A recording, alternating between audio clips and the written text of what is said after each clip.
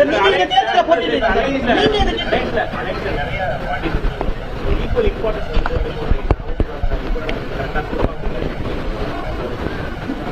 ஒன்றும் சம்மந்தி வீடுலாம் இல்லை, அவங்களுக்கு மத குடிகள் ஒரு கூட்டணி. நாங்கள் எங்களுடைய இலக்கு திமுகங்கிற தீய சக்தியை இந்த தேர்தலில் தமிழ்நாட்டில் முறியடிக்கணுங்கிறது.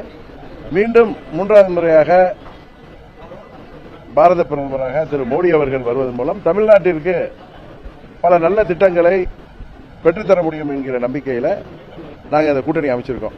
இதில் யார் பெரியவர் யார் சின்னவர் அப்படிங்கிற ஒரு போட்டியெல்லாம் எங்களுக்குள்ள இல்லை. குறிப்பா எனக்கு அது மாதிரிலாம் இல்லை. எங்களுடைய ஒரே இலக்கு இந்த தேர்தலில் பாரதிய ஜனதா கட்சி கூட்டணி என்டிஏவுக்கு